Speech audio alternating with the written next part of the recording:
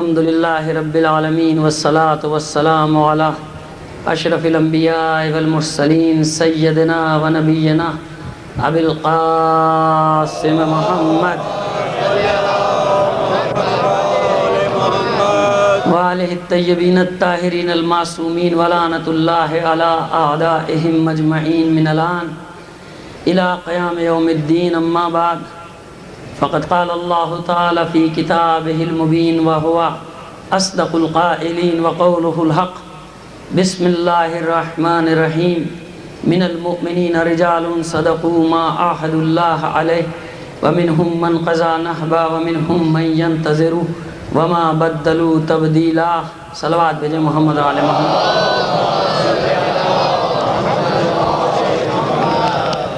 کچھ نام آپ کے سامنے پڑھ رہا ہوں. مرحوم ڈپٹی سید ابن علی زیدی، مرحومہ سیدہ بنی بیگم یا بنی بیگم، سیدہ اختری بیگم، اور اپنے تمام مرحوم مومنین اور مومنات کو شامل کر کے ایک سورہ فاتحہ کی تلاوت فرما دیجیے. اور مومنین میں کچھ رجال، کچھ مرد ایسے ہیں کہ جو خدا سے کیے ہوئے اپنے وعدے کو پورا کرتے ہیں، اور ان میں سے کچھ اپنا وعدہ پورا کر کے جا چکے، کچھ اپنی باری کا انتظار کر رہے ہیں. بس میرا دل چاہ رہا ہے کہ بعض اوقات دیکھیے، اگر مثبت شاعری ہو، شاعری دو طرح کی، ایک بار ایک شعر انسان کے عقائد کو الٹ پلٹ کر کے رکھ دیتا ہے، ختم کر دیتا ہے. ایک شعر یہ بھی ہوتا ہے کمال. جیسے خطابت میں دونوں کمال موجود ہیں، ایسے شاعری میں بھی دونوں کمال موجود ہیں. خطابت کا بھی کمال یہ کہ وہ چاہے گمراہی کی طرف لے جائے، چاہے ہدایت کی طرف لے جائے. شاعری میں بھی یہ کمال موجود ہے. کبھی ایک شعر انسان کے عقیدوں کو الٹ کے رکھ دیتا ہے، اور کبھی ایک شعر 10 مجلسوں میں انسان کوشش کرتا ہے جس پیغام کو دینے کی. شاعر کبھی یہ کمال دکھاتا ہے کہ ایک شعر میں اس کو پیغام کو دے جاتا ہے. اور ابھی میرے بھائی ریحان نے ایک جو کلام پڑھا، اس کا تو خیر ہر شعر اپنی جگہ، لیکن آپ دیکھیں ایک شعر وہی پیغام میں دینے کی کوشش کر رہا ہوں، اور ریحان کمال دکھا گئے. ایک شعر میں وہ پیغام دے گئے کہ ظالم سے بغاوت ہے عزاداری شبیر، مظلوم کی طاقت ہے عزاداری. اگر سمجھ لیں عزادار. صلوات بھیجیں محمد علیہ محمد.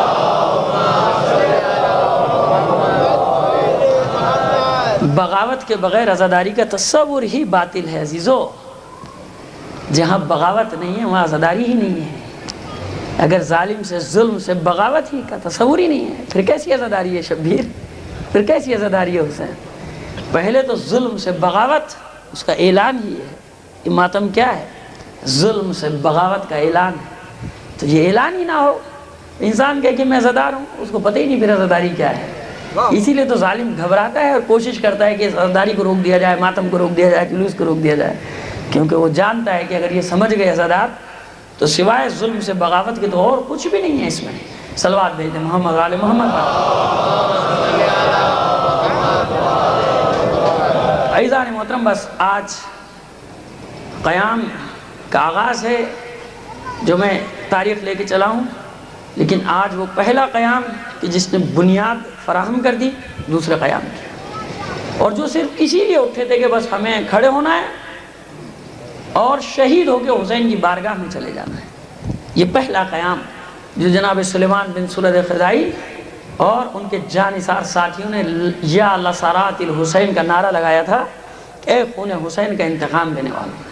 یہ وہ لوگ ہیں کہ جو میں نے کل عرض کیا تھا کہ 4,500 شیعہ جو قید میں تھے، اور قید میں روتے تھے کہ ہمیں امام کی نصرت کرنے کا موقع نہیں ملا. آج پہلا حصہ مجلس کا اسی طرف ہے، دوسرے حصے میں پھر جناب مختار کے قیام کا جد و جہد کا آغاز. عزیزان محترم، کل میں نے عرض کیا کہ یہ یزید ملعون واصل جہنم ہوا، اور ایک افراتفری اور ایک انتشار کی کیفیت ہر جگہ کیفیت پیدا ہو گئی. ابن زیاد یہ جو بصرے اور کوفے دونوں کا والی تھا، کوفے میں اس کا نائب تھا عمرو بن حریث. جیسے یزید کی موت کی خبر پہنچی ہے، کوفے کے شیعوں نے گھروں سے نکلے، حملہ کیا، عمرو بن حریث کو بے دخل کر دیا، نکالا، اور سب سے پہلا کام یہ کیا کہ ان 4,500 شیعوں کو جو کئی برس سے بدترین قید کی زندگی گزارے تھے، ان کو رہا کرایا.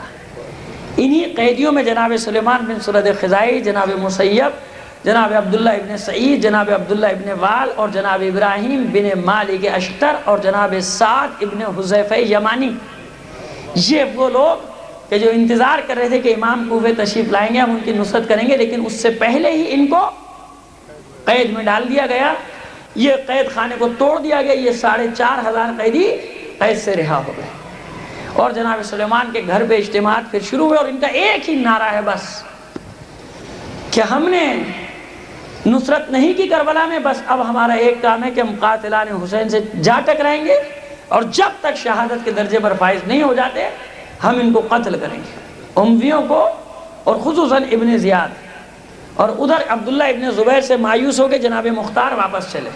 راستے میں خبر ملی کہ شیعہ نے کوفہ نے زندان کو توڑ دیا ہے، قیدی رہا ہو گئے، اور جناب سلیمان بن سرد خزائی کے گھر پر اجتماعات ہو رہے ہیں اور خروج ہونے والا ہے۔ تو بہت خوش ہوئے جناب مختار کہ اب میں سلیمان کے ساتھ مل کر، اور جناب سلیمان بن سرد خزائی کی عمر میں بتا چکا کہ 90 سے 93 سال تاریخوں میں ملتی ہے۔ آپ یہ دیکھیں کہ اگر نصرت امام کا جذبہ ہو تو پھر عمر کی کوئی قید نہیں ہوتی، 90 سال کا ہو، 92 سال کا ہو، 93 سال کا ہو۔ صلوات بھیجیے محمد علیہ محمد۔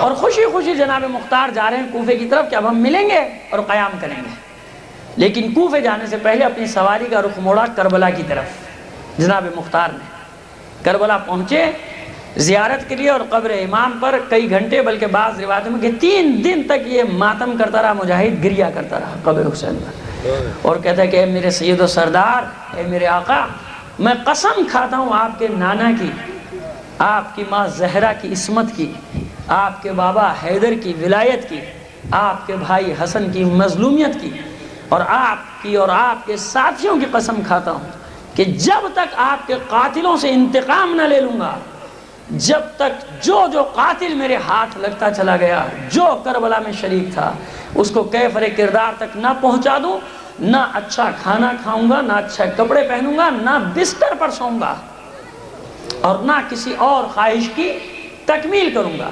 3 دن تک یہ عہد کرتا رہا مختار، روتا رہا۔ اس کے بعد کوفے میں داخل ہوا، اور ادھر کوفے میں جناب سلیمان کے گھر پہ یہ 4,500-5 ہزار مومنین کا اجتماع ہے، لیکن جناب ابراہیم بن مالک اشتر ان سے الگ ہو گئے، یہ اپنے گھر جا کے بیٹھ گئے۔ ان کا موقف یہ ہے کہ جب تک امام کی رضا مجھے نہ مل جائے گی اس وقت تک میں قیام نہیں کروں گا۔ اور جناب سلیمان کیونکہ خط لکھنے والوں میں شامل تھے، لہٰذا اب جناب سلیمان بن سرد خزائی کہتے ہیں کہ اب ہمارے پاس کوئی چارہ نہیں، کیونکہ ہم نے خط لکھا تھا امام کو، اور ہم نصرت نہ کر سکے، ہم زندان میں تھے، لہٰذا ہم پر واجب ہے کہ ہم خون حسین کا انتقام لیں، حملہ کریں، بصرے کی طرف چلیں، کیونکہ ابن زیاد ملعون بصرے میں ہے، بصرے پہنچیں اور اس ملعون کو واصل جہنم کریں۔ اور یہ تمام بڑھ بڑھ کے جناب رفاع ابن شداد، جناب عبداللہ ابن وال، عبداللہ ابن سعید اور مسیب، یہ کوفے کے بڑے بڑے نامور شیعہ ایک ایک کر کے تقریر کرتے ہیں، اور سب مل کر جناب سلیمان بن سرد خزائی کو اپنا سردار بناتے ہیں کہ آپ ہماری سرداری کریں گے، آپ ہمارے علمدار ہیں۔ اور جناب سلیمان بن سرد خزائی کی جن کی عمر 93 سال، لیکن جذبہ اتنا جوان ہے کہ سارے کوفے کے ہزاروں مومنین جو قید سے رہا ہوئے ہیں یہ اپنا سردار بناتے ہیں۔ ادھر جناب مختار داخل ہوئے کوفہ میں، اور جناب سلیمان سے کچھ اتفاق رائے نہ ہو سکا قیام کے خروج میں۔ جناب مختار یہ چاہتے ہیں کہ ان 4,500 سے ہم شامیوں سے نہیں ٹکرا سکتے، ان کے پاس لاکھوں کا لشکر ہے، لہٰذا کچھ انتظار کیا جائے، قوت کو بڑھایا جائے، اور پھر ایک بار ایسا حملہ کیا جائے کہ ہم سب سے انتقام لے لیں۔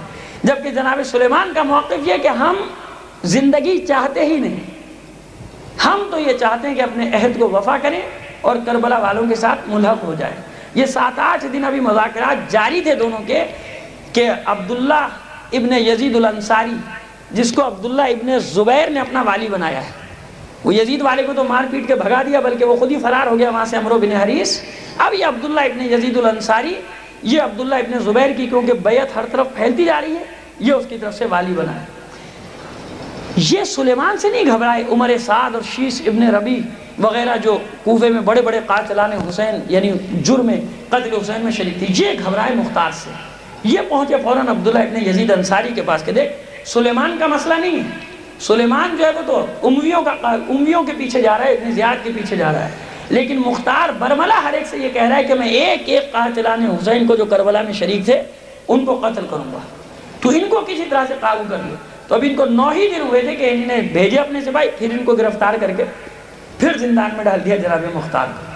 تو جناب مختار پھر زندان میں چلے گئے، اور جناب سلیمان نے اپنے مجاہدین کو لیا، جن کا نعرہ یہ تھا یا لسارات الحسین، جن کو بعض مورخین نے توابین کا گروہ لکھا، جبکہ غلط ہے۔ توابین کا گروہ لکھا یعنی انہی نے توبہ کی کہ ہم نے امام کی نصرت نہیں کی اور بعد میں نصرت کی۔ توابین کیا معنی ہے؟ مثلا یہ تو قید میں ہے، زندان میں ہے، توبہ کا کیا مسئلہ ہے؟ یہ توابین نہیں ہے، بلکہ انہی نے نعرہ لگایا تھا یا لسارات الحسین، اے خون حسین کا انتقام لینے والوں آؤ، ہم چل کے خون حسین کا انتقام لے۔ تو یہ توابین کا گروہ نہیں ہے۔ توابین کا گروہ وہ ہے کہ جس نے معافی مانگی، توبہ کی، یعنی تھا کوفے میں اور شرکت نہ کر سکا، نہیں یہ تو قید میں تھی، تو زندان میں تھے۔ یہ نکلے بصرے کی طرف، ادھر بصرے میں اس ملعون کو یہ خبر ملی۔ آج بھی ایسی سلسلہ جائے گا اسپیڈ کے ساتھ، آپ اپنی سماعتوں کو بھی تیز رکھیے گا، کیونکہ مجلسیں کم ہیں، 8 یا 9، جن میں سے آج 5 ہیں، اور مواد جو ہے وہ زیادہ ہے میرے پاس۔ سوال بھیجیے محمد، صلوات بھیجیے محمد آل محمد۔ ادھر ابن زیاد گھبرا گیا جب اس نے دیکھا کہ افراتفری مچ گئی، انارکی پھیل گئی بلاد اسلامیہ میں، اور معلوم ہوا کہ عبداللہ ابن زبیر کی تیزی سے بیعت ہو رہی ہے، اور ادھر سلیمان بن سرد خزائی میری تلاش میں بصرے کی طرف چل پڑا ہے۔ اب یہ گھبرا گیا، لیکن اس نے اپنی گھبراہٹ بصرے والوں پہ ظاہر نہیں کی، کوفہ بھی اس کے ہاتھ سے نکل گیا۔ عثمان ابن زیاد کو یہ واقعات تفصیلیں جن کو میں مختصر کر رہا ہوں، صرف ٹو دی پوائنٹ بات کرنا چاہ رہا ہوں۔ اپنے بھائی کو نائب بنایا اور پھر اپنے خاص حواریوں سے کو جمع کر کے کہتا ہے تم میں سے کون ہے جو مجھے بچا کر دمشق تک پہنچا دے، کیونکہ حالات خراب ہے۔ اب اس نے اعلان نہیں کیا کہ یزید مر چکا ہے، یہاں تاکہ لوگ اسی کو یہیں پکڑ کے قتل کر دیں گے۔ تو عمر ابن جارود تیار ہوتا ہے، اتنا وعدہ یہ کرتا ہے کہ تیرے وزن کے برابر یعنی 2 برابر ڈبل تجھے سونا دوں گا۔ اتنی تو دولت تھی اس کے پاس جس نے لوٹی تھی، لوٹ مار کر کے جمع کی تھی مسلمانوں کی۔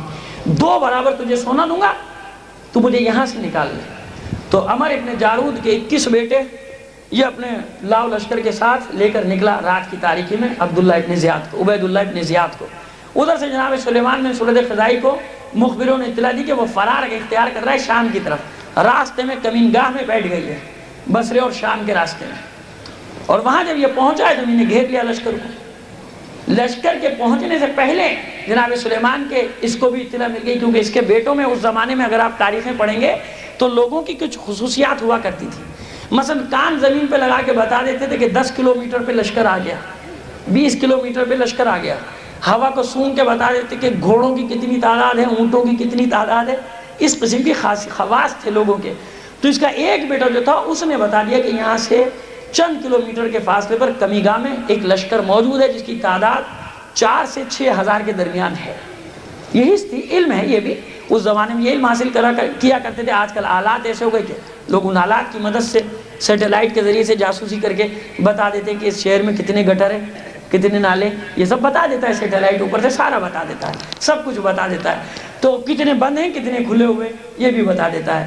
یہ آج کل سیٹلائٹ کا کام چل رہا ہے۔ تو عزیزان محترم، اب یہ گھیرا انہی نے آ کے، اس سے پہلے اپنے زیاد کہتے کہ اس کے ہاتھ پیر پھول گئے کہ تو مجھے قتل کر ڈالیں گے، کوفے سے اگر لشکر آ رہا ہے تو اس نے کہا ترکیب یہ کہ تو مجھے صحیح بات بتا کہ پہلے مسئلہ کیا ہے۔ پھر اس نے بتایا کہ دیکھ یزید مر چکا، اور قیدی جو ہیں وہ کوفے کے قیدی وہ جیل توڑ کر رہا ہو چکے ہیں، اور وہ میری تلاش میں، لہذا میری جان بچا۔ اس نے اس کو ناقے کے پیٹ پر باندھا، یعنی پیٹ کے نیچے، جس کو پشت کے نیچے سمجھ لیں، اونٹ کے پیٹ کے ساتھ باندھا، اور مشقیں اس کے چاروں طرف کس دی، بیچ میں رکھ لیا اس کو۔ ڈھونڈا لیکن جناب سلیمان بن سرد خزائی کے ساتھی ناکام رہے اس کو نکالنے میں۔ اس ترکیب سے یہ جان بچا کے پہنچ گیا اپنی دمشق۔ دمشق میں مروان پہنچ گیا مدینے سے کہ خلیفہ کس کو بنایا جائے، کس کی بیعت کی جائے۔ ابھی تک مروان کے دماغ میں یہ بات نہیں آئی کہ میں امیر بن جاؤں، کیونکہ یزید کے 2 بیٹے میں سے ایک تو جا چکا ہے، معاویہ ابن یزید محب اہل بیت۔ آپ لوگوں میں سے جو زیارات کر کے آئے ہیں یقیناً کی ہوگی، اور نہیں کی تو میں کہتا ہوں ان کی بدقسمتی کے شام گئے اور اس محب اہل بیت کے مزار کی زیارت نہیں کی۔ آپ دیکھیے کہ یہ اہل بیت کی محبت کا اعجاز اور یہ کرشمہ اور یہ معجزہ کہ کسی کی قبر کا نشان نہیں ہے، ایک ہی اس خاندان میں محب اہل بیت نکلا، اسی کا مزار دمشق میں بنا ہوا ہے، اور اس پہ لکھا ہوا ہے کہ معاویہ ابن یزید محب اہل بیت، یہ لکھا ہے اس کے قبر پہ۔ صلوات بھیجیے محمد آل محمد۔ امویوں میں سے کسی کا نشان نہیں ہے، یا وہاں بھٹی ہے یا کچھ ہے یا کچھ ہے یا کچھ، کوئی چیز ہے جہاں نشان تھا پتہ ملتا ہے، لیکن اس کے بیٹے کی قبر پہ لکھا ہے معاویہ ابن یزید محب اہل بیت، لکھ دیا اللہ کے لوگوں کو پتہ چل جائے کہ یہ وہ نہیں ہے بھائی۔ تو اس پہ مومنین جاتے ہیں، درود سلام زیارت کرتے ہیں۔ تو بھائی ہم تو یہ کہتے ہیں کہ ہماری دشمنی کسی خاندان سے نہیں ہے، اگر اس خاندان میں بھی اہل بیت کا چاہنے والا ہے تو ہم اس کے نوکر ہیں، ہم اس کے نوکر ہیں۔ تم نہیں جاتے، ہم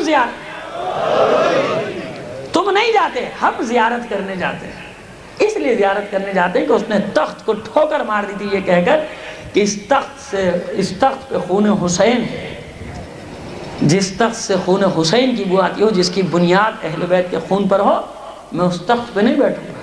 اور اس کی ماں نے کہا تھا کہ کاش تو پیدا ہوتے ہی مر گیا ہوتا، اور ٹھوکر مار کے چلا گیا، اور اس کو قتل بھی کر دیا گیا، اس کو زہر دے روتا ہوا چلا گیا۔ اس نے کہا میں اس تخت پہ نہیں بیٹھوں گا۔ اور دوسرا بیٹا خالد ابن یزید وہ ہے کم سن۔ اب یہ جب پہنچا ہے ابن زیاد یہاں شام میں، اور دیکھا کہ افراتفری مچی ہوئی ہے، کوئی کہہ رہا ہے عبداللہ ابن زبیر کی بیعت کرو، کوئی کہہ رہا ہے نعمان بن بشیر کی بیعت کرو، کوئی کہہ رہا ہے اس کی بیعت کرو۔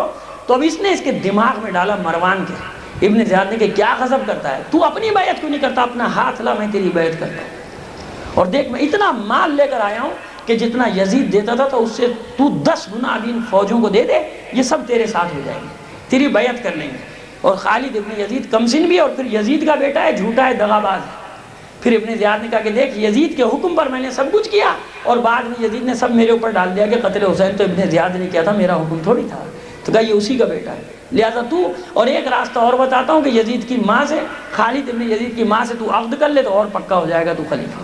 اب یہ لالچی تو تھا، اس کو کسی نے یہ لائن دی نہیں تھی پہلے، اب یہ لائن جو ملی اس نے ڈھیر لگا دیا اشرفیوں، جب اس کا مال اترا ہے، مال و دولت کا، یہ سب تیرا ہے، تو خلیفہ بن جا، باقی میں سنبھال لوں گا عراق کو، کوفے کے شیعوں کو میں دیکھ لوں گا، لیکن اس وقت یہ سنبھال۔ تو یہاں مروان بن حکم نے خلافت کو سنبھالا، خالد ابن یزید کی ماں سے عقد کیا۔ ادھر جناب سلیمان بن سرد خزائی واپس کوفے پہنچے اور پھر اعلان کیا جمع ہو جاؤ یا غسارات الحسین کا۔ ادھر سے ابن زیاد، تفصیلی واقعات کو میں نے کم کر دیا کہ ایک خاک آپ کے ذہن میں آ جائے۔ پہنچنا ہے ہمیں منزل تک، 3 لاکھ کا لشکر لے کے چلا ہے کوفے کی سرکوبی کے لیے ابن زیاد۔ جس نے سب سے کم لکھا اس نے لکھا 1 لاکھ۔ اور ادھر کوفے سے باہر نخیلہ یا نخیلہ کے مقام پہ چھاونی بنا دی جناب سلیمان بن سرد خزائی نے۔ لشکر تیار ہوا اور جناب مختار زندان میں پڑے، وہی جو قید سے رہا ہوئے ہیں، زندان سے رہا ہوئے ہیں، 5 سے 6 ہزار کے درمیان ان مجاہدوں کی تعداد جنہوں نے شہادت پہ بیعت کی ہے، شہادت کہ ہم شہید ہونے جا رہے ہیں۔ یہ جب لشکر تیار ہوا تو اب خطبہ دیا جناب سلیمان بن سرد خزائی نے، اس 93 سالہ مجاہد نے کھڑے ہو کر کہ دیکھو ہم اپنے عہد کو پورا کرنے جا رہے ہیں، ہمیں کربلا والوں سے ملحق ہونا ہے، اور دیکھو اب ہم جا رہے ہیں شام کی طرف۔ لوگوں نے منع کیا کہ لاکھوں کے لشکر کا مقابلہ کا، ہمیں مقابلے سے غرض نہیں ہے، ہم تو موت پر کودنے جا رہے ہیں، ہم موت کو پکڑنے کے لیے جا رہے ہیں۔ ہم تو اس بات پہ آج تک ہمیں اس بات کا غم ہے کہ ہم زندہ کیوں رہے، کربلا کا واقعہ ہو گیا، ہم کربلا میں کیوں نہ تھے۔ یہاں خطبہ دیا کہ دیکھو میں اگر شہید کر دیا جاؤں تو میرے بعد مسیب کے بعد عبداللہ ابن سعید، اس کے بعد عبداللہ ابن وال، اور اس کے بعد یہ رفاعہ ابن شداد علمدار ہوگا۔ اس طرح یہ لشکر چلا، پہلے پہنچا کربلا۔ عزیز تاریخ میں لکھا ہے کہ نہ اس سے پہلے نہ اس کے بعد کربلا کی زمین میں ایسا گریہ ہوا جو ان سلیمان بن سرد خزائی کے جانثاروں نے، مجاہدوں نے وہاں 3 دن تک جو ماتم اور گریہ کیا تھا، کہ کوفے سے کئی کلومیٹر کے فاصلے پر ہے، کوفے کے ہر گھر میں اس گریہ اور ماتم کی آواز جاتی تھی جو سلیمان بن سرد خزائی کے مجاہدین وہاں پہ گریہ وزاری کر رہے تھے۔ تاریخ نے لکھا کہ نہ اس سے پہلے نہ اس کے بعد ایسا گریہ کربلا میں کسی نے نہ کیا جو سلیمان کے مجاہدوں نے کیا تھا۔ اس کے بعد یہ قافلہ چلا، لشکر چلا، راستے میں قرسیسہ کا شہر آیا جہاں ظفر ابن حارث عبداللہ ابن زبیر کا والی، اس کو پیغام بھیجا سلیمان بن سرد خزائی نے کہ ہمیں راستہ دے دے۔ وہ ڈر گیا، اس نے قلعہ بندی کر لی، پھر پیغام بھیجا کہ ہمیں تجھ سے کوئی سروکار نہیں، ہم شام جا رہے ہیں، ہمیں راستہ دے دے۔ وہ سمجھ گیا، جب اسے معلوم ہوا اپنے مخبر بھیج کے کہ بھائی یہ تو شامیوں سے لڑنے جا رہے ہیں، تو اس نے راستہ واسطہ کھول دیا، بازار بھی اوپن کر دیا، کہ اعلان کرا دیا کہ یہ لشکر جو لے دے سب میری ذمہ داری، کیونکہ عبداللہ ابن زبیر کا آدمی تھا، شام سے تو اس کو بھی دشمنی تھی۔ اور یہ چاہ رہا تھا کہ چلو یہ جتنا ان سے لڑنے جا رہے ہیں ہم سے کوئی سروکار نہیں، مہمان نوازی بھی کی اور پھر ان کو آگے کا راستہ دے دیا۔ اب یہ مجاہدین کا لشکر چلا، خبر ملی کہ ادھر سے ابن زیاد کا لشکر بھی چل پڑا، 1 لاکھ یا 3 لاکھ کا لشکر۔ عین الورد اس جنگ کا نام ہے، جنگ عین الورد، کہ جس میں جناب سلیمان بن سرد خزائی اور یکم محرم کو یہ چلے تھے، اور جنگ شروع ہوئی ہے جمادی الاول ہجری 65واں سال ہجری کا، 64 میں وہ ملعون واصل جہنم ہوا۔ یکم محرم کو تحریک کا آغاز کیا، محرم ہی کی کسی تاریخ میں یہ پہنچے تھے کربلا، اور عین الورد میں جب جنگ کا آغاز ہوا ہے تو جمادی الاول کا مہینہ 65 ہجری کا شروع ہو چکا تھا۔ سلیمان بن سرد خزائی نے وہاں کیمپ لگا دیا، انتظار کیا، اور مسیب کو ایک لشکر دے کے بھیجا کہ آگے کی خبر لاؤ اور جو عمومیوں میں سے ملتا ہے اس کو قتل کر دو۔ ادھر سے ابن زیاد نے طاقت کا اندازہ لگانے کے لیے شرجلیل بن ذوالقلع کو 10,000 اپنے سپاہی دے کر بھیجا کہ راستے میں اگر مٹبھیڑ ہو جائے تو بھڑ جانا، اور جناب مسیب کے ساتھ 500 سے لے کر 1000 تک۔ لیکن جب انسان موت کے لیے تیار ہو جاتا ہے نا عزیزو، یہ یاد رکھنا، تو موت اس سے پھر گھبراتی ہے، موت اس سے ڈرتی ہے۔ آپ نے لبنان میں اور جگہ جگہ اس کے مظاہرے دیکھ لیے نا، بڑے پھوں پھاں کر کے پہنچے تھے وہاں، امریکی اور برطانوی اور فرانسیسی اور سارے پہنچ گئے تھے ڈھیلی اپنی فوجیں لے کے، جیسے ان کے ابا نے ان کے لیے زمین خرید کے چھوڑ دی ہے۔ اور جگہوں پہ بھی پہنچ گیا، انہوں نے سوچا کہ یہ بھی وہی زمین ہوگی جیسے اور عربوں کی زمین ہے۔ کچھ عرصے رہے، مزے کیے، اور پھر جب وہ لوگ کہ جو موت کی تلاش میں نکلے تھے، جو موت کو ڈھونڈتے پھر رہے تھے بیروت کی گلیوں میں، جب ان سے سامنا ہوا تو عزیزو بالکل آپ کو صحیح بتا رہا ہوں، آپ لوگوں نے شاید سنا بھی ہو، پڑھا بھی ہو اخباروں میں، اتنی تفصیلات آپ کو نہیں معلوم ہو، لیکن ہاں آپ کو بالکل 100% کم تو ہو سکتی ہے، ممکن ہے اس سے زیادہ ہوا ہو۔ ان کو بھاگنے کا راستہ نہیں ملا تھا لبنان میں، فرار ہونے کا، ہر گلی میں ان کے لیے موت کھڑی تھی۔ استعماریوں کے لیے ان کے ہیلی کاپٹر آتے تھے گنشپ، اور ان کو یوں اٹھا کے جیپوں میں لے کے جاتے تھے، کیونکہ بھاگنے کا راستہ ان کے لیے، فرار ہونے کے راستے ان حزب اللہیوں نے مسدود کر دیے تھے۔ وہ ایک جوان جب نکلتا تھا نا سلیمان اور مختار کی پیروی کرتا ہوا، تو ان کو یہ موت سے ڈرانے آئے تھے نا، جب انہیں دیکھا کہ یہ تو موت کی تلاش میں نکل آئے، خود یہ تو موت کو ڈھونڈ رہے ہیں کہ کہاں ہے موت، لاؤ تو صحیح اس کو باہر۔ تو کیا ہوا، سب کو بھاگتے بنی، اور آج تک وہ مٹھی بھر ہیں۔ لوگ کہتے ہیں اتنی بڑی طاقت، ابر قدرت، سپر طاقت، کیا کیا اس کے ساتھ؟ وہ ذلیل کیا کہ اتنی بڑی لڑائی کسی نے نہیں کی ان استعماریوں کے ساتھ، جتنی بڑی لڑائی ان حسین کے غلاموں نے کی جو حزب اللہ کے نام سے۔ اب آپ اتنی آہستہ سے اتنا بڑا مجمع نعرہ لگائے گا نا تو میں بھی ڈر جاؤں گا۔ محمد وعلى محمد صلوات بھیجے محمد وعلى محمد۔ بات یہ کہ میں تو آپ سے تقاضا کرتے ہی نہیں نعرے کا، لیکن بابا جب لگاؤ تو پھر نعرے کو نعرے کی طرح لگاؤ، نہیں تو نہیں لگاؤ، پتہ تو چلے نا۔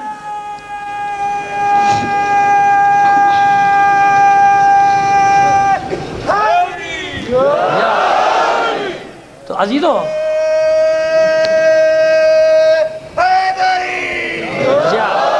بس اب یہ لشکر تو نکلے ہی مرنے کے لیے، اس کو کائے کا خوف؟ یہ ان 10,000 پہ جا کے ٹوٹ پڑے، 500 سے 1000، اور اتنا زبردست حملہ کیا کہ ان میں سے جو بچے تھے وہ ایسے بھاگے کہ ان کو راستہ ہی نہیں ملا کہ کہاں جائیں، اور جو بچے کچھ ابن زیاد کے لشکر میں پہنچے تو ابن زیاد کہتے کہ بدبختو تمہیں ہوا کیا، کس سے تم بھڑ گئے، کتنا بڑا لشکر ہے؟ انہوں نے کہا یہ تو ہمیں نہیں پتا کتنا بڑا لشکر ہے، لیکن ان میں سے ایک ہمارے 25 پر بھاری ہے۔ وہ تو نکلے مرنے کے لیے، 20 یا 25 مجاہد شہید ہوئے، اور وہاں کا تاریخ کہتی کہ 3-4 ہزار کا پتہ ہی نہیں چلا کہ وہیں قتل ہو گئے، غرق ہو گئے، دریا میں، نہر میں بھاگ گئے، کیا ہوا کچھ پتہ نہیں چلا۔ جذبہ ایسا تھا نا۔ اس کے بعد اس نے دوسرا لشکر بھیجا، اس سے مٹبھیڑ ہوئی ان کے لشکر کی، اس 20,000 کے لشکر کو بھی انہوں نے آدھے سے چوتھائی کو یا آدھے کو واپس بھیجا۔ اب ابن زیاد نے کہا کہ میں خود چلتا ہوں۔ اب یہاں مقابلوں کے بعد 4,000 سپاہی، اور وہاں سے جو آ رہے ہیں بچے کچھ 2,65,000، 2,65,000۔ عین الورد کا مقام بیچ میں نہر کو لیا ہوا ہے، دریا کو لیا ہوا ہے، دریائے فرات پتہ نہیں کہاں سے بہتا ہوا نکلتا ہے عراق میں، اگر آپ نقشے میں دیکھیں گے تو عین الورد کے پاس سے بھی گزر رہا ہے۔ فرات کے اس طرف ان کے مورچے، فرات کے سامنے ابن زیاد نے آ کے اپنے ڈیرے ڈال دیے۔ یہ مورچے پار کر کے نکلے، وہاں آخری خطبہ دیا سلیمان نے کہ دیکھو ہم مرنے کے لیے نکلے ہیں، ہم اپنے عہد کو پورا کرنے کے لیے نکلے ہیں۔ اور جب جنگ شروع ہوئی تو پہلے دن 1000 ان کے جانباز، اور تاریخ کہتی ہے کہ 35,000 ابن زیاد کے سپاہی واصل جہنم ہوئے۔ ایسا حملہ ایک دن کی جنگ۔ لیکن عزیزو ادھر تو 3000 رہ گئے نا، ادھر پھر بھی 2.25 لاکھ۔ دوسرے دن کی لڑائی میں 10,000 ادھر 500 ادھر کے شہید ہوئے۔ اب اس طرح جب 8 دن کی جنگ ہو چکی تو 72 مجاہد زخمی حالت میں باقی بچے، اور اس کا لشکر پھر بھی 1.5 لاکھ سے زیادہ کا باقی ہے۔ جب یہ 72 یا 73 رہ گئے 8ویں دن کی لڑائی کے بعد، تو ان میں سے کچھ دلیروں نے آگے بڑھ کر مشورہ دیا کہ سلیمان اگر تو اس مشورے کو قبول کر لے کہ اب ہم پیچھے ہٹ جائیں، واپس چلے جائیں اور پھر کمک جمع کر کے لائیں اور پھر حملہ کریں، تو جناب سلیمان کہتے کہ نہیں، میں واپس جانے کے لیے آیا ہی نہیں، جب تک یہ اموی میرے سامنے ہے میں واپس جانے کے لیے نہیں آیا، میں لڑنے کے لیے آیا ہوں اور شہادت کے درجے پہ فائز ہونے کے لیے آیا ہوں۔ اور وہ جتنے مجاہد تھے زخمی حالت میں کھڑے ہو گئے سلیمان کے ساتھ کہ سلیمان ہم سب تیرے ساتھ ہیں۔ رات کو سویا سلیمان، اور خواب ہر تاریخ نے نقل کیا سلیمان بن سرد خزائی کا۔ سلیمان بن سرد خزائی کہتے ہیں کہ میں نے خواب میں دیکھا کہ میں ایک باغ میں ہوں، ایسا حسین باغ کہ جس کا میں تصور نہیں کر سکتا، خوبصورت باغ جس میں نہریں بہہ رہی ہیں طرح طرح۔ ابھی میں حیران ہوں کہ میں نے ایک مخدرہ کو دیکھا کہ جو چادر میں حجاب میں ملبوس ہے، لیکن اس کے جلال کو دیکھ کر مجھ پہ کبھی طاری ہو گئی، مجھ پہ ہیبت طاری ہو گئی۔ اور اس نے ٹھنڈے لہجے میں مجھ سے کہا کہ سلیمان کیوں گھبرا رہا ہے، کیوں پریشان ہو رہا ہے؟ میں کوئی اور نہیں، تیرے رسول کی زوجہ خدیجہ ہوں، خدیجہ ہوں۔ اور دیکھ یہ میں نے تاریخ میں جو پڑھا ہے وہ بیان کر رہا ہوں، ممکن ہے کہ میں بعض لفظ کم تو کر دوں لیکن بڑھانے کی عادت میری نہیں ہے، یہ ذہن میں رکھیے گا۔ آپ کہیں سوچیں کہ میں اپنی طرف سے کچھ اضافہ کر دوں، نہیں، یہ میری عادت، کم ضرور کر دیتا ہوں کہ کچھ الفاظ کے کہیں آپ سن نہ سکیں، تحمل نہ کر سکیں، میں کم کر دیتا ہوں۔ تو عزیزو، اور پھر کہتی ہیں کہ جو میرے ساتھ جو یہ دوسری مخدرہ ہے، یہ تیرے رسول کی بیٹی، میری بیٹی فاطمہ زہرا ہے، کا سبز نقاب، مکمل حجاب اور سبز نقابوں میں ملبوس۔ اور پھر کہا سلیمان، مجھے ایک کوزہ دیا کہ سلیمان یہ پانی ایک ظرف دیا کہ اپنے زخموں پر ڈال لے، اور بس کچھ دیر میں تو ہمارے پاس آنے والا ہے۔ سلیمان تجھے مبارک ہو، تو نے ہماری محبت کا حق ادا کر دیا۔ سلیمان تو نے ہماری محبت کا حق ادا کر دیا، اور کل زوال کے وقت تو ہمارے پاس پہنچ جائے گا۔ بس عزیزو یہ بشارت ہوئی، اور ایک دم سے جناب سلیمان خواب میں چلاتے ہیں لا الہ الا اللہ محمد رسول اللہ علی ولی اللہ، یہ نعرہ بلند کیا۔ تو جو اور اصحاب تھے وہ اٹھ بیٹھے، آنکھ کھلی تو دیکھا سرہانے ایک ظرف رکھا ہوا ہے جس میں پانی ہے۔ اپنا خواب بیان کیا، فوراً اس پانی کے چھینٹے اپنے بدن پہ، اپنے ساتھیوں کے بدن پہ ڈالے، زخم بھر گئے، زخم بھر گئے۔ اور اب جو دیکھا تو وہ ظرف غائب۔ تمام جانثاروں کو یقین ہو گیا کہ ہم کربلا والوں سے ملحق ہونے جا رہے ہیں۔ تو اب یہ سوچی کہ اب ان کا حملہ کیسا ہوگا، اب ان کا حملہ کیسا ہوگا۔ جب ان کو بشارت دے دی سیدہ نے اور خدیجہ نے، تو اب ان کے حملے کا کیا عالم ہوگا۔ اب جو صبح حملہ کیا ہے تو زوال تک ہزاروں کو ان 72 نے کاٹ کے رکھ دیا، اور زوال کا جو وقت تھا، بس جس وقت کا سلیمان بن سرد خزائی بے چینی سے انتظار کر رہا تھا، وہ وقت آیا، اور اس پر تیروں کا مے برسا، شہید ہوا۔ اس کے بعد علم سنبھالا مسیب نے، وہ درجہ شہادت پہ فائز ہوا۔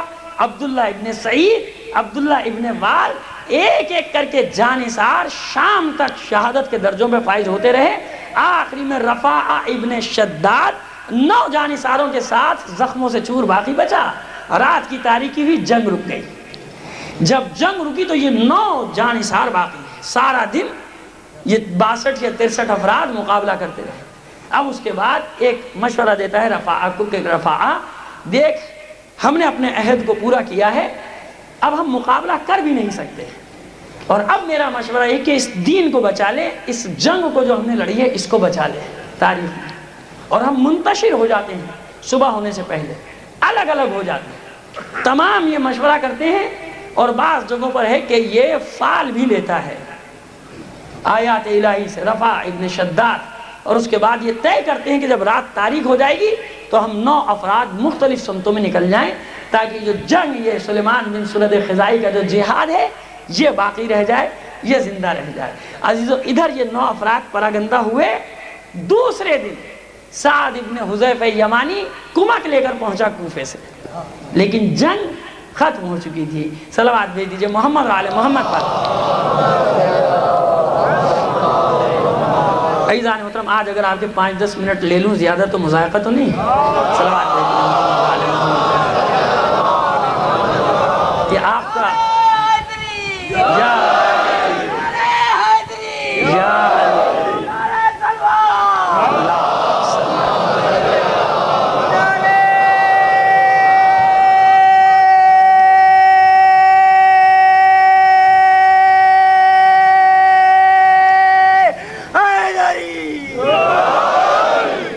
آپ کا جو ذوق و شوق ہے نا، یہ مجھے بھی ہمت دے رہا ہے، میرا بھی حوصلہ بڑھتا ہے۔ عزیزان محترم، یہ وہ پہلا گروہ واقع کربلا کے بعد جس نے اپنی ذمہ داری کو پورا کیا۔ ذمہ داری ہے، فریضہ ہے بھئی، واقع کربلا ہو گیا نا، اب ایک فکر جو ہمارے یہاں ہے اس فکر کو جرت کر رہا ہوں آپ کے سامنے پیش کرنے کی، پہلے بھی پیش کر چکا ہوں، آج اس واقعے کو ثبوت کے طور پہ سامنے رکھ کے پیش کرنا چاہتا ہوں۔ یہ نظریہ کہاں سے آ گیا کہ جی ہمارا کوئی کام نہیں ہے، بس ہمیں تو اس لیے پیدا کیا بس جی ماتم مجلس کرو اور کچھ نہیں اور چلے جاؤ۔ ہاں یہ تو ہے، فریضہ ہے۔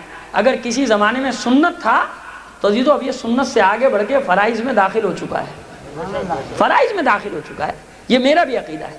لیکن عزیزو بات یہ ہے کہ اگر یہی ہے تو پھر سلیمان بن سرد خزائی بھی گھر میں بیٹھ کے مجلسیں کرتا رہتا، جلوس اور ہوتا رہتا، مختار بھی یہی کرتا۔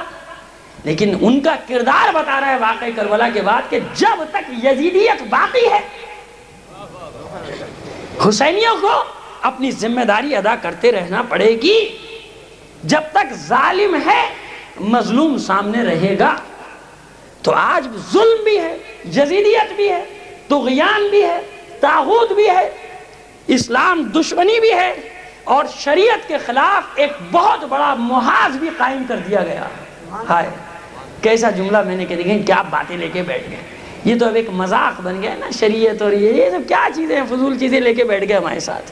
نہیں عزیزو، یہی شریعت ہے جس کی بقا کی ذمہ داری تم پر ہے۔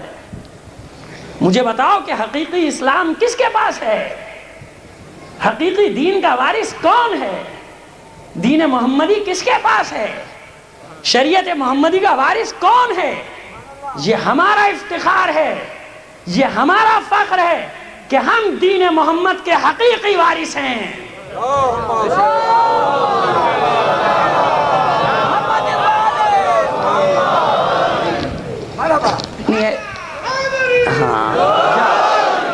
الگ الگ کر کے لگایا کہ نا، ایک نے سلوات کیا، ایک نے پتہ ہی نہیں چلا سلوات ہوئی کہ نعرہ ہوا، تقسیم کر کے سلوات بھیجیے محمد علی محمد پر۔ وارث ہے نا ہم، تو جب وارث ہیں دنیا کہیں بھی جائے، اشاروں میں ایک بات کہتا چلوں آپ سے، حقیقی وارث ہم ہیں۔ ہر بازار میں، ہر مارکیٹ میں 2 قسم کا مال ہوتا ہے نا، اصلی اور نقلی۔ ایک میں تکرار نہیں کرنا چاہتا، اشارہ دینا چاہتا ہوں، اس ماں سے تو سبق حاصل کرو کہ جب تمہارے مولا نے فیصلہ کیا تھا کہ اس بچے کے 2 ٹکڑے کر دو، 2 مائیں تھی نا، 2 مائیں تھی، ایک کہتی تھی میرا، ایک کہتی تھی میرا، مولا نے کہا 2 ٹکڑے کرو، آدھا اس کو دے دو آدھا اس کو دے دو، تو ایک نے بڑھ کر کہا تھا میرا نہیں ہے اس کو دے دو۔ اس نے دیکھا کہ میرے بچہ کٹ جائے گا، مر جائے گا، اس کو بچانے کے لیے کچھ دیر کے لیے دے دو، مہلت تو مل جائے گی، موقع تو مل جائے گا، جوان ہوگا، اس کا خون جوش مارے گا، موقع مل سکتا ہے، بتا سکتی ہوں، سمجھا سکتی ہوں کہ تو میرا بیٹا ہے۔ تو جو اصلی ہوتا ہے عزیزو، اس کو حفاظت کی ذمہ داری ہے، بچانا اس کی ذمہ داری ہے، اصلی بھی موجود ہے، نقلی بھی موجود ہے۔ ہم پر کتنے ہی ظلم و ستم ہوں، یاد رکھنا، ہم کتنی مصیبتوں کا شکار ہوں، ہم کتنے مظالم کا شکار ہوں، لیکن عزیزو شریعت کا دفاع کسے کرنا ہے؟ ہمیں کرنا ہے۔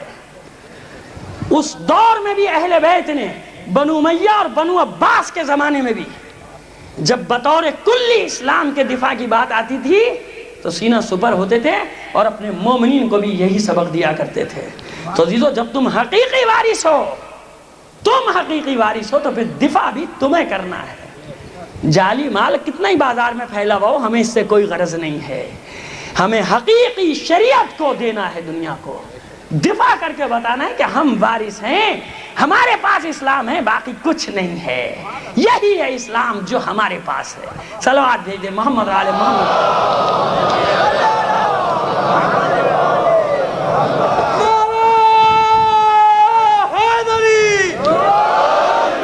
سمجھ گئے؟ اس کے بغیر عہد وفا پورا نہیں ہوگا. وہ عہد وفا جو سلیمان بن سرد خزائی اور اس کے ساتھیوں نے ادا کر دیا, پورا کر دیا اس عہد کو.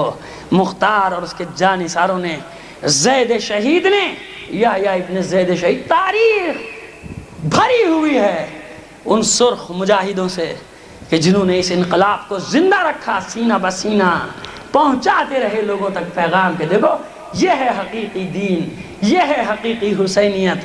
اس راستے پر چلتے رہو گے, بظاہر تم ختم بھی ہو جاؤ گے لیکن تمہارا ذکر انقلاب بن کر زندہ رہے گا زمانے میں. زندہ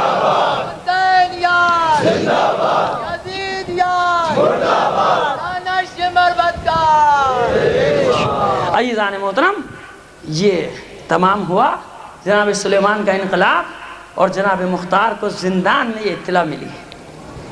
خط لکھا شیعہ نے کوفہ کے نام پرسے کا, تعزیت کا, کہ اس رسول کے صحابی, اس حسین کے غلام اور اس مجاہد کا پرسہ قبول کرو میری طرف سے. میں تم تمام شیعہ نے کوفہ کو تعزیت دیتا ہوں اور تمہیں یقین دلاتا ہوں کہ عنقریب میں قید سے رہا ہو جاؤں گا اور انتقام لوں گا ایک ایک قاتل آل حسین سے.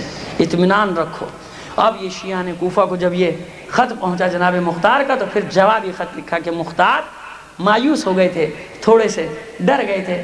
بابا یہ زندگی ہے, اس میں ہوتا رہتا ہے, معمولی شکستوں سے انسان مایوس تھوڑی ہوا کرتا.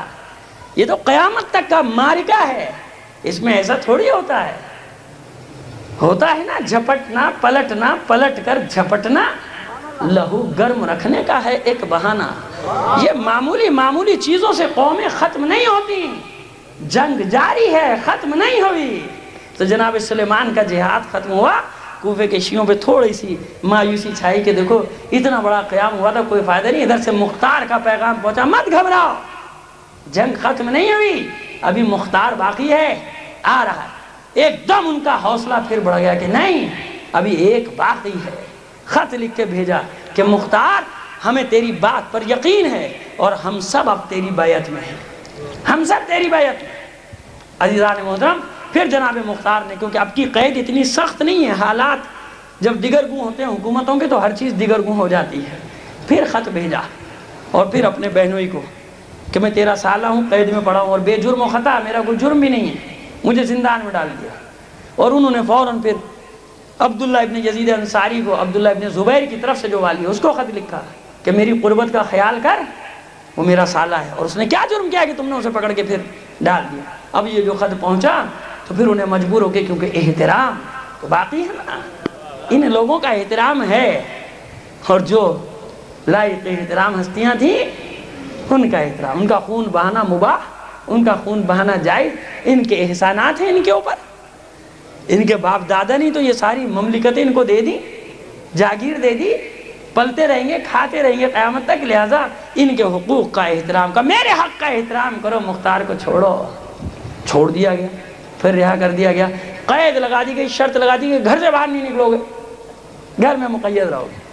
جناب مختار نے کہا ٹھیک ہے گھر میں مقید رہیں گے, گھر میں مقید ہیں جناب مختار. اور یہاں سے تحریک چلائی.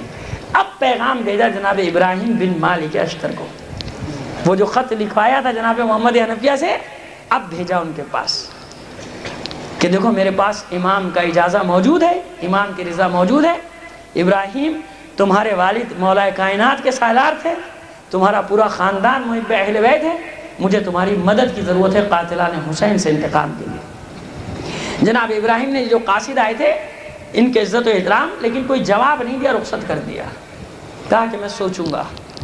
پھر جناب مختار خود گئے 3 دن کے بعد۔ جناب مختار جناب ابراہیم بن مالک اشتر کے گھر پہنچے، بڑے عزت و احترام سے اپنے پاس بٹھایا، اور جناب مختار کہتے ہیں دیکھو ابراہیم، میں کسی کے پاس نہیں گیا لیکن تمہارے پاس آیا ہوں، تمہارے مقام کی وجہ سے اور تمہارے والد کی وجہ سے کہ مالک اشتر مولا کائنات کا ایک بازو تھا، لہٰذا میں تمہارے پاس آیا اور میں جانتا ہوں کہ تم محب اہل بیت ہو اور اسی جرم کی سزا آج تک بھگت ہے، لہٰذا میرا ساتھ دو۔ جناب ابراہیم بن مالک اشتر کہتے ہیں کہ جب تک امام کی رضا معلوم نہ ہو جائے میں آپ کا ساتھ نہیں دوں گا۔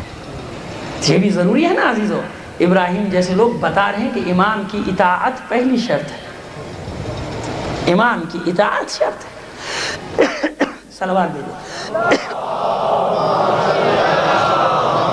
جناب امیر مختار نے خط نکالا جناب محمد حنفیہ کا، سامنے کر دیا کہ دیکھو میں امام کی رضا لے کر آیا ہوں۔ جناب محمد حنفیہ کا خط ابراہیم بن مالک اشتر کے نام کے، ابراہیم میرا خط تمہیں ملے تو اپنے بابا کی طرح تم ہماری نصرت کے لیے تیار ہو جانا، قاتلان حسین سے انتقام لینا ہر مسلمان پر واجب ہے، ہر مسلمان۔ اور ابراہیم مختار کو میں نے اس امر کا ولی بنایا ہے، یہ میری طرف سے وکیل ہے، ولی ہے۔ اور پھر جناب مختار زبانی بتاتے ہیں کہ میں امام کی خدمت میں بھی گیا تھا، اور تم دیکھ رہے ہو کہ اس وقت مصلحت نہیں ہے کہ امام خود تحریری طور پہ اجازت دے، اس نے اپنے بھائی کو ولی بنایا ہے، وہ اپنے چچا کو محمد حنفیہ کو، اور ان کی یہ تحریر۔ اب جو تحریر دیکھی تو ابراہیم بن مالک اشتر کہتے ہیں کہ یہ تحریر کا انداز نہیں ہے محمد حنفیہ کا، اس انداز کی تحریر نہیں۔ پھر جناب مختار سمجھاتے ہیں جناب ابراہیم کو کہ حالات ایسے ہیں کہ جناب محمد حنفیہ نے یہ تحریر کی، تم اس کی تصدیق کر سکتے ہو، میرے پاس اس کے گواہ موجود ہیں۔ 15 گواہ کوفے کے شیعوں میں سے حاضر ہوئے اور ان کا کہ ہمارے سامنے جناب محمد حنفیہ نے یہ تحریر کی۔ اپنی جگہ سے کھڑے ہوئے ابراہیم کہا کہ مختار اپنا ہاتھ لاؤ۔ جناب ابراہیم بن مالک اشتر نے بیعت کی کہ آخری دم تک تمہاری نصرت کرنے کی بیعت کرتا ہوں، خدا اور رسول، اس کی خدا اور اس کے رسول کی سنت پر اور قاتلان حسین سے انتقام پر میں تمہاری بیعت کرتا ہوں۔ اپنی جگہ سے کھڑے ہوئے جناب مختار کو اپنی کرسی پر بٹھا دیا کہ آپ یہاں پر بیٹھیے، اور جناب مختار نے بڑھ کے سینے سے لگایا، کہا کہ ابراہیم بس مجھے تمہاری ضرورت تھی، اور اس کے بعد کھڑے ہوتے کہ انشاءاللہ اب میں اس وعدے کو پورا کروں گا کہ جو میری گردن پر ہے، میں اس عہد کو پورا کروں گا جو میری گردن پر ہے۔ میں چن چن کر جس طرح بخت نصر نے، جانتے نا آپ صفاق ایک بہت بڑا حاکم گزرا ہے تاریخ کا، وہ موضوع نہیں ہے، نہیں تو تھوڑا سا پڑھ دیتا اس کے بارے میں، کہ یحییٰ ابن زکریا کو جب قتل کیا ہے بنی اسرائیل نے، پیغمبر ہے خدا کے رسول کو، تو اس کے بعد خدا نے ان پر بخت نصر کو مسلط کر دیا تھا کہ اس نے وہ ان کا حشر کیا تھا، قتل عام کیا تھا کہ تاریخ میں بخت نصر کا نام معروف ہو گیا وہ انتقام لینے والوں میں۔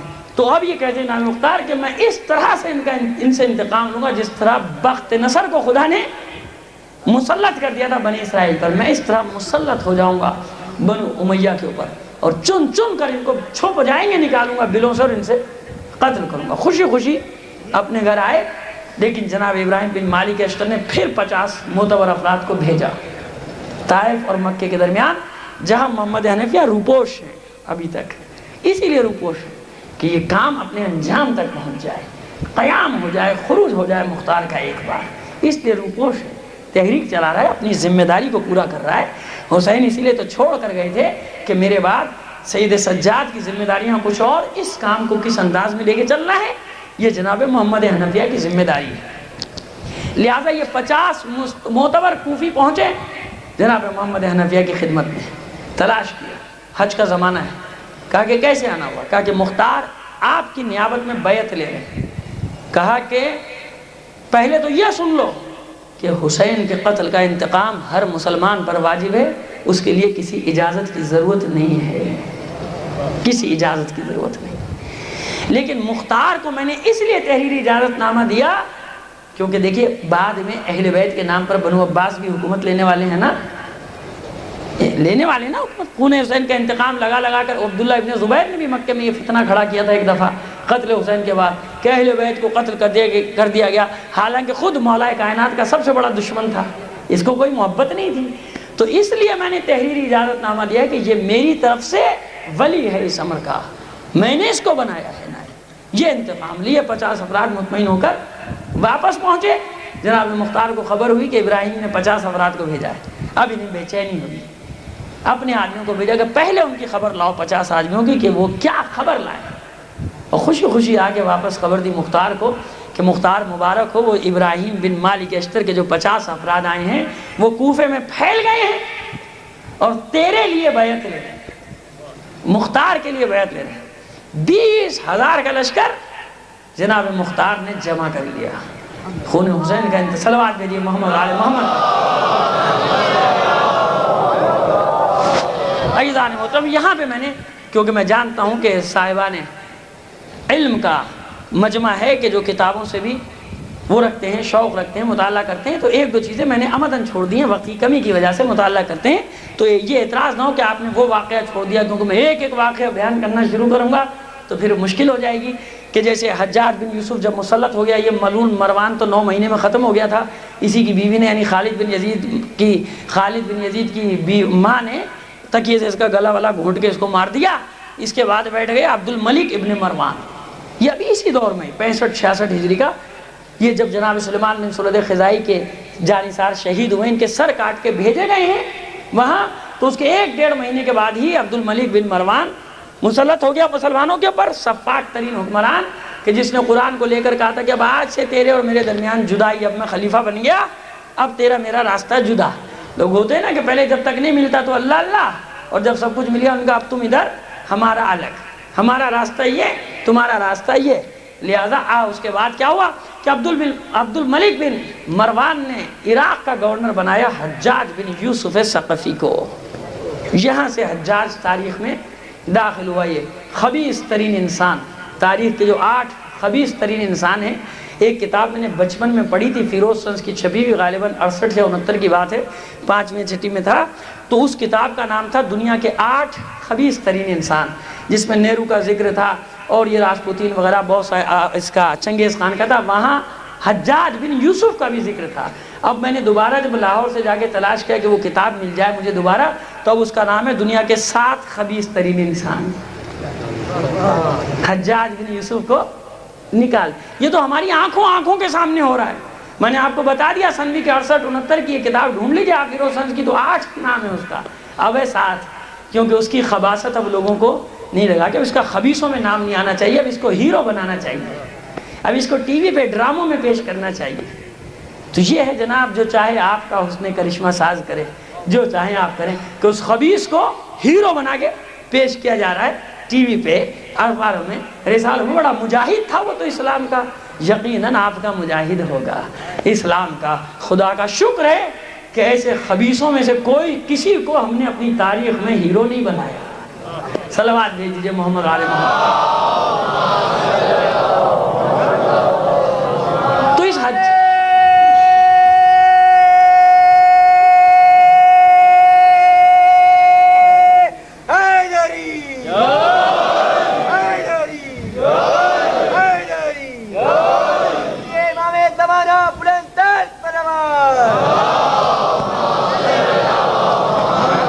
اشارہ کر رہا ہوں کہ یہ حجاج ہے کہ جس نے دوبارہ مدینے کو تاراج کیا، جس نے پھر مکے کو تاراج کیا، عبداللہ ابن زبیر کو قتل کیا اور مکے کو پھر عبد الملک بن مروان کی اس پہ سلطنت میں لیا۔ یہ سب واقعات ہو گئے جن کو میں ہضم کر گیا، لیکن اشارہ میں نے کر دیا کہ اسی دور میں عبداللہ ابن زبیر کا خاتمہ ہوا، قتل ہوا، اور اسما بنت امیس جو عبداللہ ابن زبیر کی ماں ہے، اس سے عقد کر لیا، یہ عقد کی دعوت دی۔ دونوں روایتیں، دونوں میں نے آپ کے سامنے پڑھ دی تاریخ میں، ایک میں کہ دعوت دی کہ مجھ سے نکاح کر لو اسما سے، ایک میں ہے کہ کر لیا، ایک میں تھا کسی دعوت دی، ہوا نہیں ہوا اس کا نہیں معلوم۔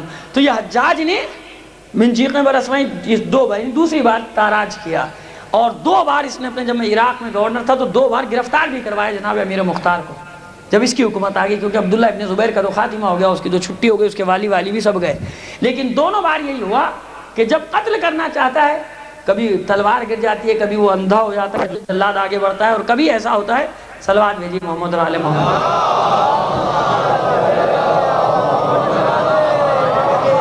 آج تک حجاج کے نام کی دہشت دیکھ رہے ہیں آپ، صلوات بھیجیے محمد اور آل محمد۔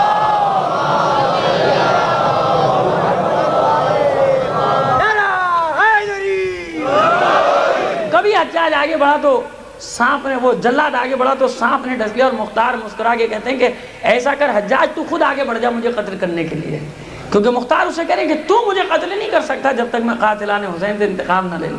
جب 2-3 جلادوں کا یہ شروع ہوا تو مختار نے کہا حجاج تو خود کیوں نہیں آ جاتا آگے، تو آگے مجھے قتل کر اور پھر اپنا انجام دیکھ، کیونکہ مجھے رسول سے خبر ملی ہے، مجھے میرے مولا سے خبر ملی ہے کہ مجھے قتل ہی نہیں کر سکتا تو جب تک میں قاتلان حسین کو ان کے انجام تک نہ پہنچا دوں۔ اور آخر میں یہ ہوا کہ عبد الملک بن مروان کی چٹھی پہنچی اس کے پاس کہ بھائی وہ ہمارے بڑے کے صدقے میں چھوڑ دے، اس کو رہا کر دے فوراً، اس سے سروکار نہ رکھ۔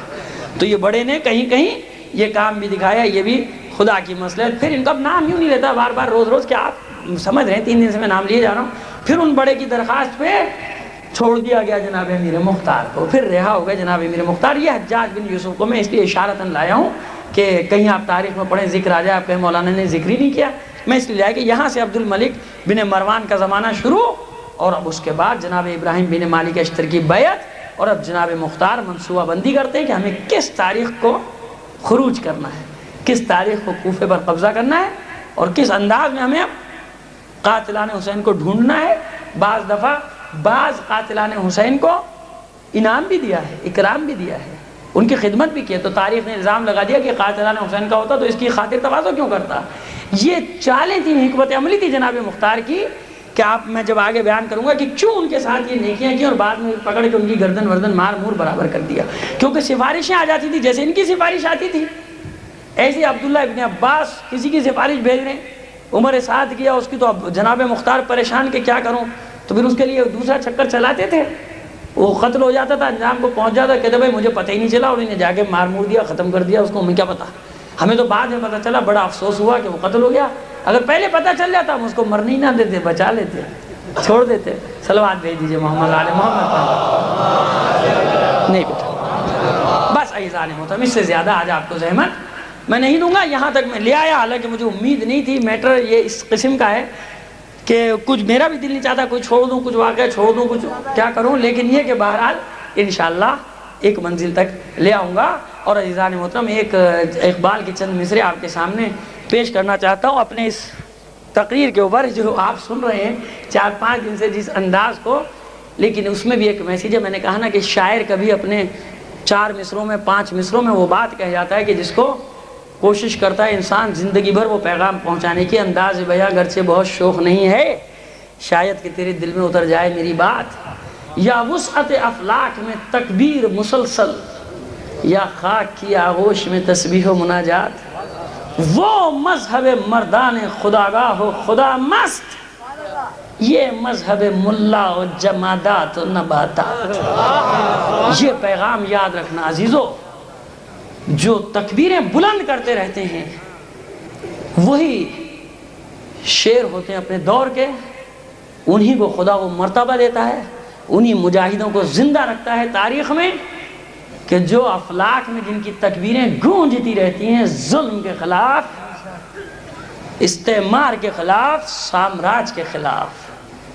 سمجھ گئے نا آپ؟ یا وسعت افلاک میں تکبیر مسلسل، 2 مذہب بتا رہا ہے اقبال، یا خاک کی آغوش میں تسبیح و مناجات۔ یہ اپنے لیے کر رہا ہے، اس کو اپنی فکر ہے، اس عابد کو، اس زاہد کو، اس کو صرف اپنی فکر ہے کہ میری نجات ہو جائے۔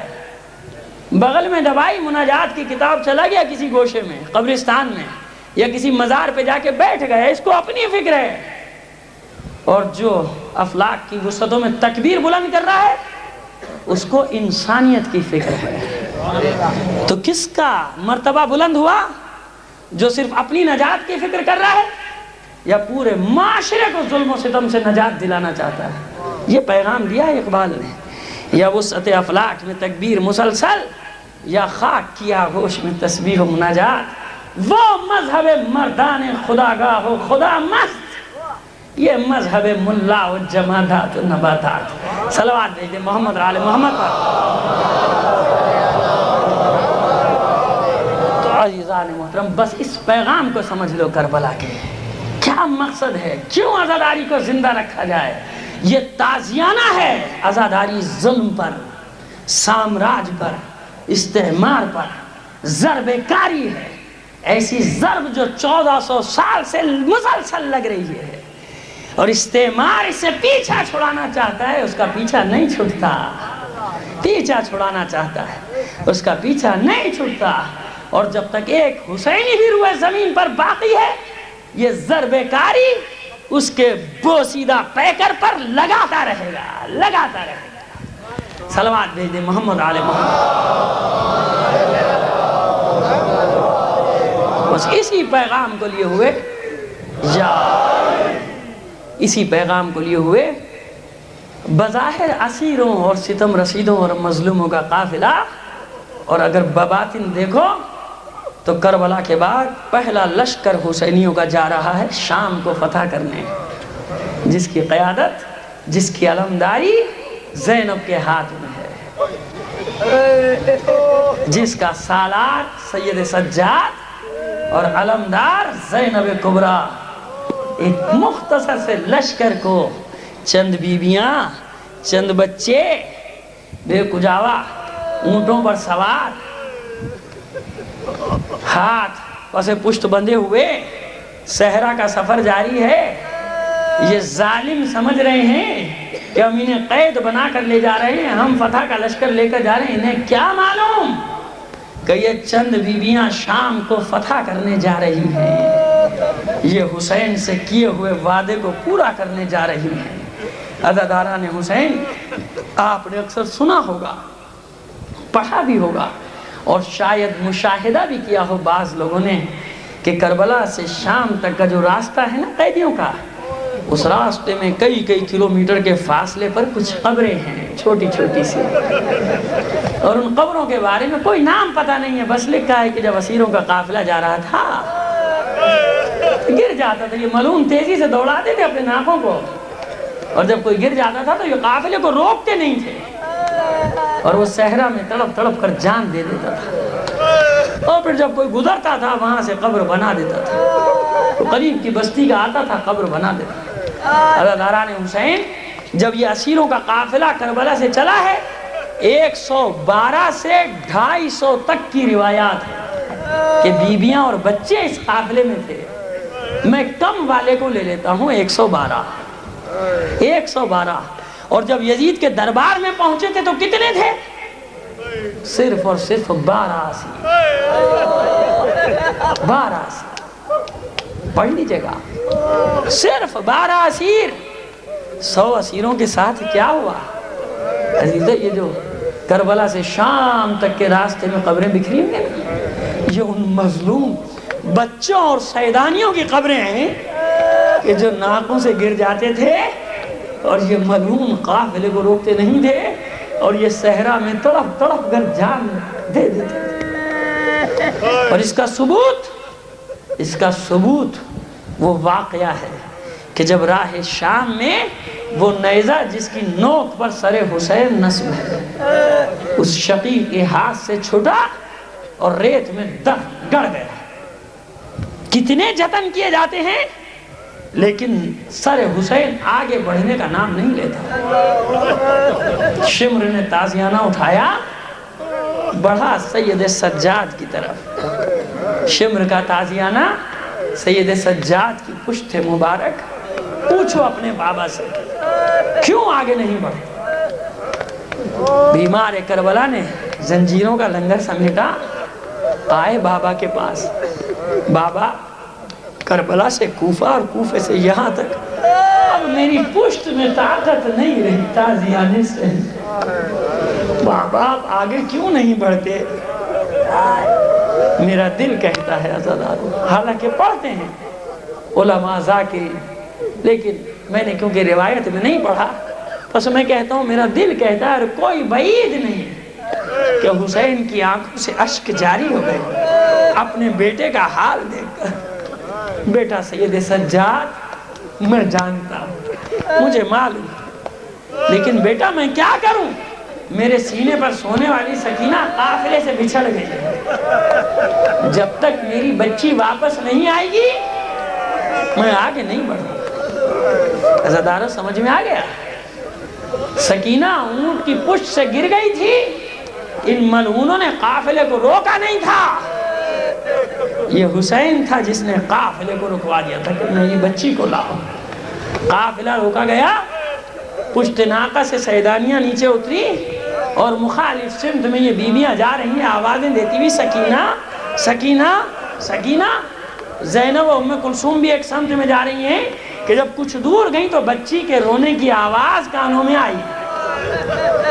تیزی سے آواز کی سمت میں بڑھی، ایک نشیب میں دیکھا کہ کوئی بیوی بیٹھی ہے اور گود میں سکینہ لیٹی ہوئی ہے. سکینہ فریاد کر رہی ہے اور وہ بیوی تسلی دے رہی ہے کہ میری بچی نہ رو، میری بچی اطمینان رکھ، ابھی تیری ماں بہنیں پہنچ جائیں گی، ابھی تیری پھوپھیاں پہنچ جائیں گی، تجھے لے جائیں گی.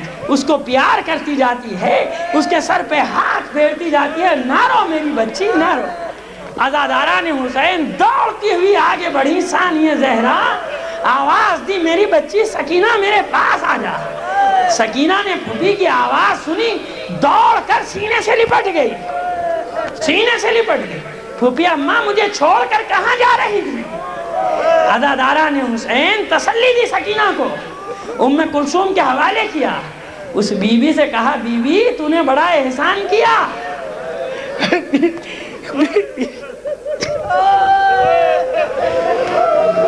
تو نے بڑا احسان کیا، تیرا بہت شکریہ. ارے اس زمانے میں کہ جب دشنام دینے والے ہیں، جب پتھر برسانے والے، تماشا دیکھنے والے، تو نے اس یتیم بچی کے سر پر ہاتھ رکھا، اسے پیار کیا، اسے گود میں لیا. بس شکریہ ادا کر رہی ہے ثانیہ زہرا کہ ایک بار اس بیوی نے اپنے چہرے سے نقاب ہٹا دی. اے میری بچی زینب، ارے کس کا شکریہ ادا کر رہی ہے؟ میں کوئی اور نہیں، تیری ماں فاطمہ زہرا. آزادارو، بچیوں کی عادت ہے نا، ارے کسی سے اپنی مصیبت بیان نہیں کریں گی، لیکن کیسا ہی واقعہ ہو اپنی ماں سے ضرور بیان کرتی. جب سے سر حسین نوک نیزہ پر بلند ہوا تھا، زینب نے کسی سے کوئی گلہ نہیں کیا، کوئی شکوہ نہیں کیا تھا، کیونکہ اب ساری ذمہ داری زینب کی ہے. لیکن عزیزو، جیسے ہی زینب کو ماں کی گود ملی، سینے سے لگ گئی ماں کے، بلک بلک کر رونا شروع کر دیا. اے اماں اب آئی ہو، سارا گھر اجڑ گیا. جس حسین کو تو نے چکیاں پیس پیس کر پالا تھا، 3 دن کا پیاسا کربلا میں قتل کر دیا گیا. اماں میرا بھائی عباس بازو قلم کر دیے گئے. ایک ایک ظلم زینب بیان کر رہی ہے، روایت ختم ہو گئی. لیکن میں کہتا ہوں کہ جب زینب نے اتنا کہا ہوگا تو ماں نے بھی پلٹ کر کہہ دیا ہوگا. میری بچی کسے بتا رہی ہے؟ کسے بتا رہی ہے؟ زینب تو نے مدینہ چھوڑا تھا، میں نے بھی بقی چھوڑ دیا تھا، ہر منزل پر تیرے ساتھ تھی تیری ماں. ارے میری بیٹی، شب عاشور جس عورت کے رونے کی آواز تو سنا کرتی تھی، ارے تیری ماں زہرا تھی. زینب، جب میرا حسین ذوالجناح سے گر رہا تھا، میں گود پھیلائے بیٹھی تھی. زینب، تو نے بلندی سے دیکھا تھا، اور جب میرے حسین کا سر قلم ہو رہا تھا تو میری گود میں تھا.